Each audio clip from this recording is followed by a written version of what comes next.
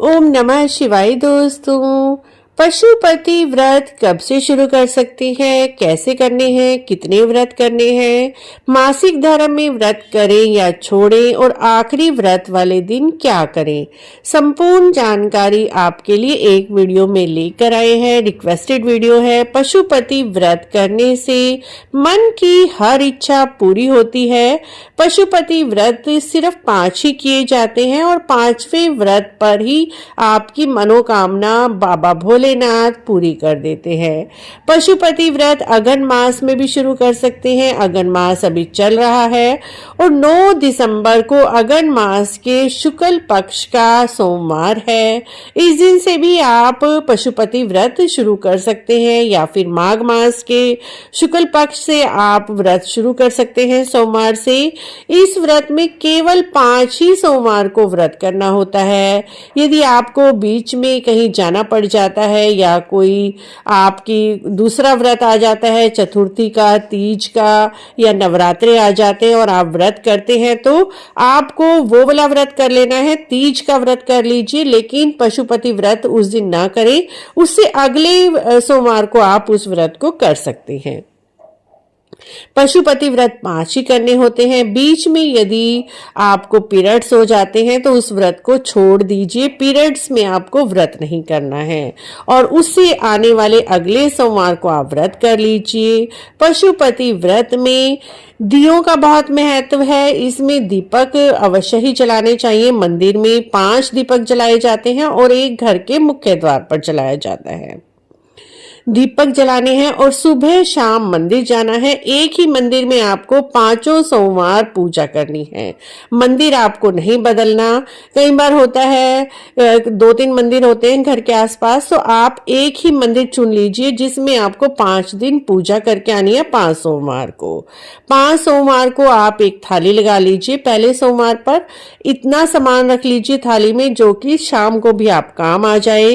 थाली में आप थोड़ा सा चंदन रख लीजिए, अबीर, गुलाल, दीपक रख लीजिए, बेलपत्र, पुष्प रख लीजिए, पंचामृत रख लीजिए, शुद्ध जल रख लीजिए, कुछ दक्षिणा रख लीजिए और इस तरह से थाली आपने लगाकर ले जानी है। सुबह या तो पंचामृत आप अलग अलग भी लेकर जा सकते हैं या फिर एक बर्तन में आप पंचामृत मिला लीजिए। दूध, दही, शहद, शक्कर और शुद्ध जल। सबसे पहले भोले बाबा को पंचामृत से स्नान कराएं, फिर शुद्ध जल से स्नान कराएं, बेलपत्र चढ़ाएं, चंदन लगाएं, अबीर लगाएं, गुलाल लगाएं और अपने मन की मनोकामना बोलें कि आपने पशुपति व्रत किस मनोकामना की इच्छा से किया है।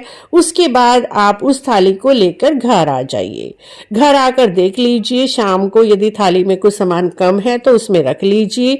उसी के साथ शाम को आपको थाली में रखने हैं 6 देसी घी के दीपक और साथ में मीठा बना लीजिए। मंदिर में प्रसाद लगाने के लिए आप चूरमा बना सकते हैं, बाल भोग बना सकते हैं, कुछ भी बना लीजिए। आटा भूनकर गुड़ और घी बनाकर बाल भोग बनाकर ले जाएं या उसके साथ ही आप 6 दीपक ले जाएं और सुबह वाली थाली में जो आपने सामान रखा था वही ले जाएं। शाम को आप अभिषेक पंचामृत से नहीं करना है, सिर्फ शुद्ध जल से अभिषेक कर दीजिए। मंदिर में जाकर भोले बाबा के सामने 5 दीपक आपने देसी घी के प्रज्वलित करने हैं।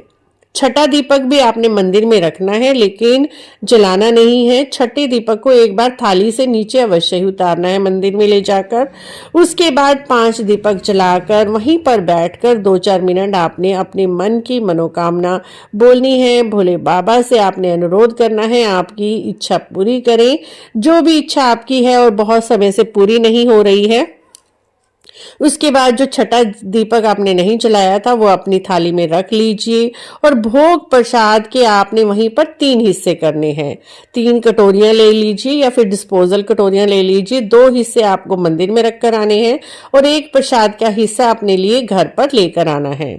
घर पर आते समय अपने घर के मुख्य द्वार पर जहां पर आपका सीधा हाथ पड़ रहा है उस सीधे हाथ की तरफ आपने जो छठा दीपक है वहीं पर बैठकर प्रज्वलित करना है और भोले बाबा से अपने मन की मनोकामना बोलनी है। उसके बाद घर के अंदर आना है और अपने व्रत का पारण करना है। व्रत का पारण जब आप करेंगे, जो बचाकर प्रसाद लेकर आए हैं वो आपको खाना है। साथ ही आप नमक वाला भोजन कर सकते हैं। एक ही स्थान पर बैठकर आप भोजन कर लीजिए और जो आपने प्रसाद मंदिर से लेकर आए हैं वो पूरा आपको खाना है, वो किसी को नहीं देना।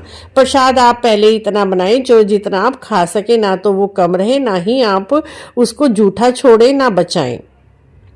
इस तरह से आपको 5 पशुपति व्रत करने हैं और 5वें व्रत में आपको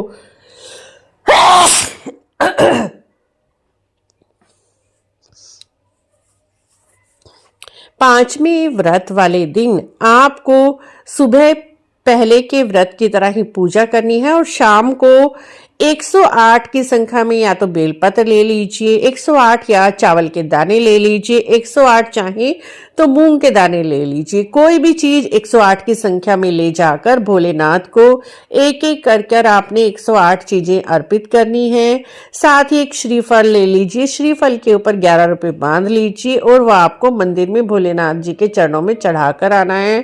साथ ही आपकी ये सारी मनोकामना पूरी हो जाएगी। यदि आपकी मनोकामना पूरी हो जाती है, वैसे तो हर पशुपति व्रत के बाद यह मनोकामना पूरी हो ही जाती है, इस तरह से आपको करना है और अपनी मनोकामना आपकी जल्दी ही पूरी हो जाती है। पशुपति व्रत इस विधि से आप करते हैं तो आपकी जो भी बड़ा काम है, बहुत दिनों से अटका हुआ है, आपकी कोई इच्छा पूरी नहीं हो रही है, 5 सोमवार इस तरह से पशुपति व्रत करने से पशुपति भगवानाथ जी आपके सभी संकट सभी दुख हर लेते हैं और आपकी हर जीवन की मनोकामना पूरी करते हैं। आशा है आपको पशुपति व्रत की यह सरल विधि की जानकारी अच्छी लगी होगी। अच्छी लगी है तो आप हमारे चैनल को जरूर सब्सक्राइब करें, लाइक करें, वीडियो को शेयर भी करें। कमेंट बॉक्स में जय पशुपतिनाथ भगवान अवश्य लिखें।